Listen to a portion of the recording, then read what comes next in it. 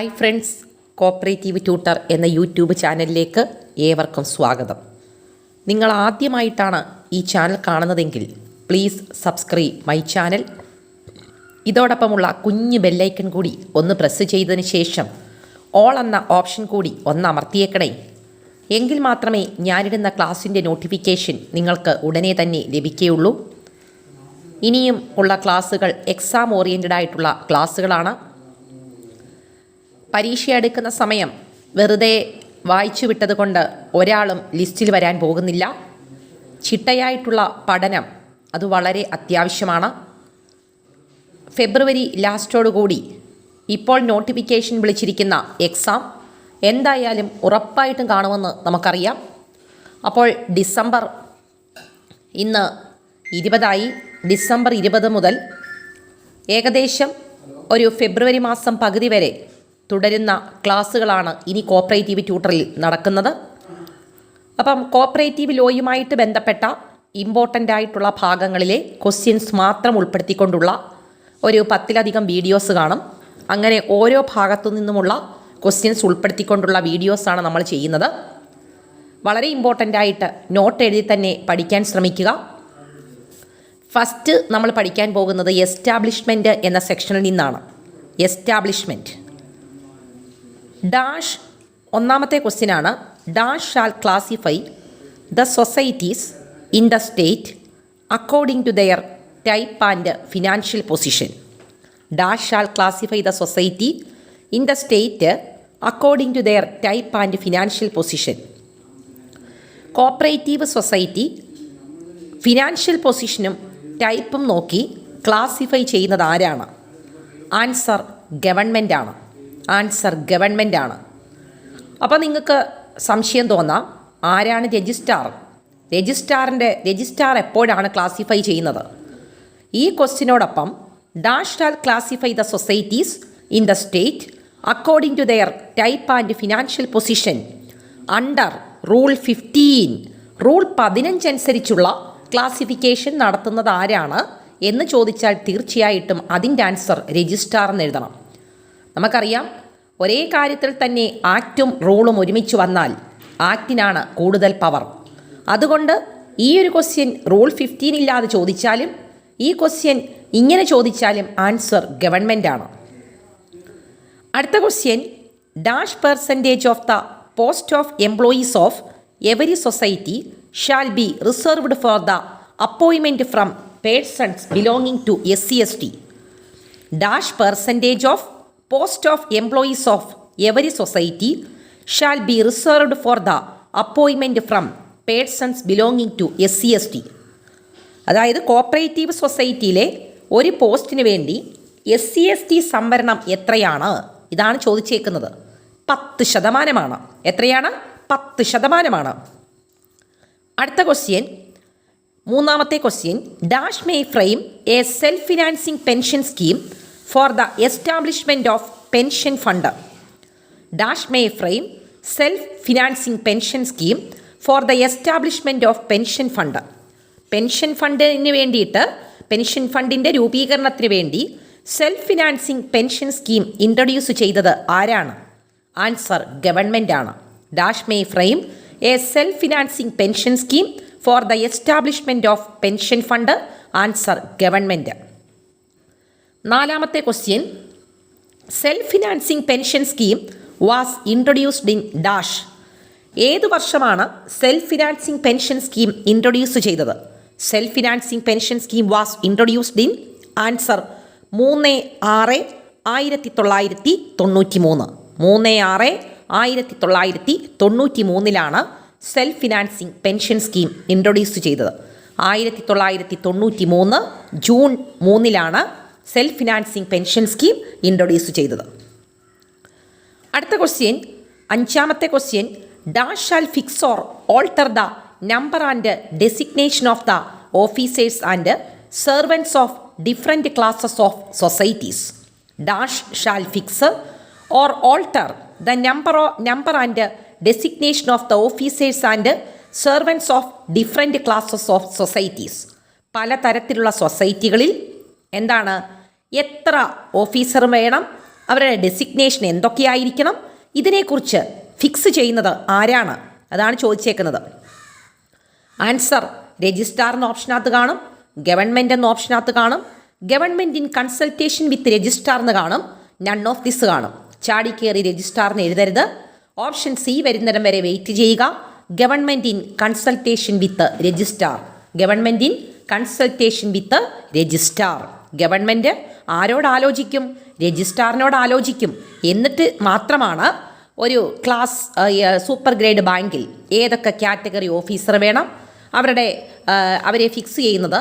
അതുപോലെ തന്നെയുള്ള കാര്യങ്ങൾ ഒരു എ ക്ലാസ് ബാങ്ക് ആണെങ്കിൽ അവിടെ ഏതൊക്കെ തസ്തികകളാകാം, ഇതൊക്കെ തീരുമാനിക്കുന്നത് ഗവൺമെൻറ്റാണ് ഇൻ കൺസൾട്ടേഷൻ വിത്ത് രജിസ്ട്രാർ. അടുത്ത question, dash percentage of the total post of employee of every society shall be reserved for physically handicapped persons having disability of 40% or above. അടുത്ത question, dash percentage of the total post of employees of every society shall be reserved for physically handicapped person having disability of 40% or above. 40% അതിൽ കൂടുതലോ അംഗവൈകല്യം സംഭവിച്ച ആൾക്കാർക്ക് cooperative സൊസൈറ്റിയിൽ എത്ര ശതമാനം സംവരണമാണ് അനുവദിച്ചിട്ടുള്ളത്? Answer 3%. എത്രയാണ്? 3%. അടുത്ത question, cooperative service examination board for conduct of written examination for all direct recruitment to post of and above the category of junior clerks in. Cooperative service examination board written examination നടത്തുന്നത് direct റിക്രൂട്ട്മെൻറ്റിന് വേണ്ടിയിട്ടാണ്. അവർ ഏത് junior clerk അത് മുതലുള്ള മേലോട്ടുള്ള പോസ്റ്റുകളിലേക്കാണ് അവർ exam നടത്തുന്നത്. അത് എവിടത്തേക്ക് വേണ്ടിയിട്ടുള്ള എക്സാമാണ്? Option തന്നിരിക്കുന്നത് PACS ആണോ, primary credit societies and urban cooperative bank ആണോ, PCARDB ആണോ, ഓൾ ഓഫ് ദി എബവ് ആണോ? ആൻസർ ഏതാണ്? ഓൾ ഓഫ് ദി എബവ് ആണ്. ഓൾ ഓഫ് ദി എബവ് ആണ് ആൻസർ. അടുത്ത question, the cooperative service examination board shall consist of dash member. Cooperative service examination ബോർഡിൽ എത്ര മെമ്പർമാരുണ്ട്? 3 ആണോ, നോട്ട് മോർ ദാൻ 3 ആണോ, not less than 3 ആണോ, ലെസ് ദാൻ ആണോ? Answer not more than 3 ആണ്. 3-ൽ കൂടാത്ത മെമ്പർമാരുണ്ടായിരിക്കണം. 3-ൽ കൂടാത്ത മെമ്പർമാരുണ്ടായിരിക്കണം. അടുത്ത question, the term of the cooperative service examination board shall be dash year. Cooperative service examination ബോർഡിൻ്റെ കാലാവധി എത്രയാണ്? ആൻസർ 5 ആണ്. 3, 5, 7, 10 എന്നിങ്ങനെ ഓപ്ഷൻ തരും. ആൻസർ 5 ആണ്. അടുത്ത question, the committee with prior approval of registrar appoint person who are professionally or technically qualification on contract basis not exceeding dash year. 10ാമത്തെ ക്വസ്റ്റ്യനാണ്. The committee with prior approval of registrar appoint a person who are professionally or technically qualification on contract basis not exceeding dash year. ഒരു cooperative സൊസൈറ്റിയിൽ രജിസ്ട്രാറിൻ്റെ മുൻകൂട്ടിയുള്ള അനുവാദം മേടിച്ചതിന് ശേഷം ഒരു പേഴ്സണെ appoint ചെയ്യുകയാണ്. ആ പേഴ്സൻ്റെ ക്വാളിഫിക്കേഷൻ എന്തൊക്കെയാണ്? അദ്ദേഹം പ്രൊഫഷണലായിട്ടോ ടെക്നിക്കലായിട്ടോ ഉള്ള ക്വാളിഫിക്കേഷനുള്ള ആൾക്കാരായിരിക്കും.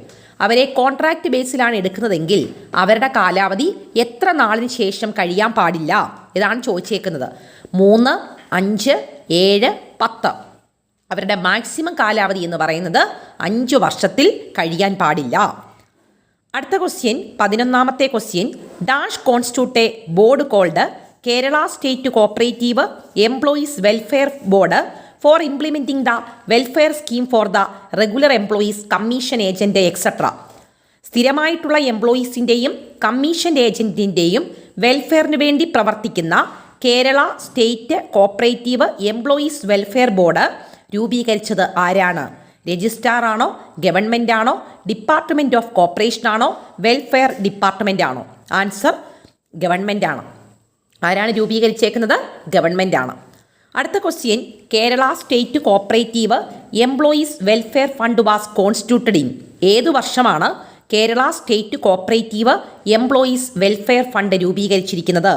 Answer 1986 1986.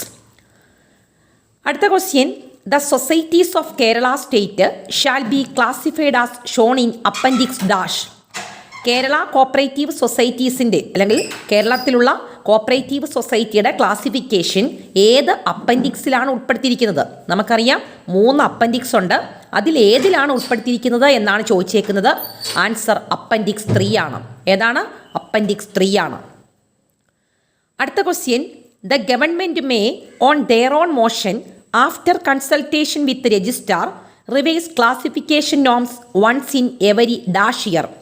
The government may, on their own motion, after consultation with the registrar, revise classification norms once in every dash year.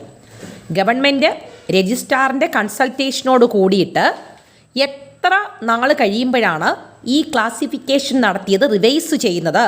ഇതാണ് ക്വസ്റ്റ്യൻ ചോദിച്ചേക്കുന്നത്. ആൻസർ 3 ആണ്. ഓരോ 3 വർഷം കൂടുമ്പോഴും രജിസ്ട്രാറിൻ്റെ കൺസൾട്ടേഷനോട് കൂടി ഗവൺമെൻറ് ആ സൊസൈറ്റിയുടെ ക്ലാസിഫിക്കേഷൻ എന്താണ്? ഇങ്ങനെ റിവൈസ് ചെയ്തുകൊണ്ടിരിക്കും. അടുത്ത question, the application for permission to reclassify the DCB, PACS, FSCB, employees society, urban cooperative bank, other credit society from existing class to next higher class fee rupees dash. The application for permission to reclassify. ഒരു cooperative സൊസൈറ്റിയെ reclassify ചെയ്ത്, അതായത് DCB ഇപ്പോഴില്ല, PACS, FSCB, employees society, urban cooperative bank, ഇതേ മറ്റുള്ള credit society existing ക്ലാസ്സിൽ നിന്ന് higher ക്ലാസ്സിലേക്ക് മാറണമെന്നുണ്ടെങ്കിൽ അതിനടയ്ക്കേണ്ട ഫീസ് എത്രയാണ്? 2000 രൂപയാണ്. ആൻസർ എത്രയാണ്? 2000 രൂപയാണ്. അപ്പോൾ എസ്റ്റാബ്ലിഷ്മെൻറ്റുമായിട്ട് ബന്ധപ്പെട്ട ക്വസ്റ്റ്യൻസ് ഇവിടെ അവസാനിക്കുന്നില്ല. നിങ്ങൾക്ക് ഇത്തരത്തിലുള്ള ക്ലാസ്സുകൾ ഇനിയും വേണമെന്നുണ്ടെങ്കിൽ ദയവ് ചെയ്ത് നിങ്ങളുടെ അഭിപ്രായം കമൻറ്റ് ബോക്സിൽ രേഖപ്പെടുത്തുക. ആ ഒരു രേഖപ്പെടുത്തുന്നതിൻ്റെ അടിസ്ഥാനത്തിൽ നമ്മൾ ബാക്കിയുള്ള ക്ലാസ്സുകൾ തുടരുന്നതായിരിക്കും. ഈ ക്ലാസ് ഇഷ്ടപ്പെട്ടെങ്കിൽ ലൈക്ക് ചെയ്യാനും ഷെയർ ചെയ്യാനും, ആദ്യമായിട്ടാണ് ഈ ചാനൽ കാണുന്നതെങ്കിൽ സബ്സ്ക്രൈബ് ചെയ്യാനും മറക്കരുത്. നിങ്ങളുടെ വിലയേറിയ സപ്പോർട്ടുകളാണ് നമ്മളെ അടുത്ത ക്ലാസ്സിലേക്ക് നയിക്കുന്നത്. അപ്പോൾ ഇത്രയും നേരം ക്ലാസ് കണ്ടുകൊണ്ടിരുന്ന എല്ലാവർക്കും താങ്ക്സ് ഫോർ വാച്ചിങ്.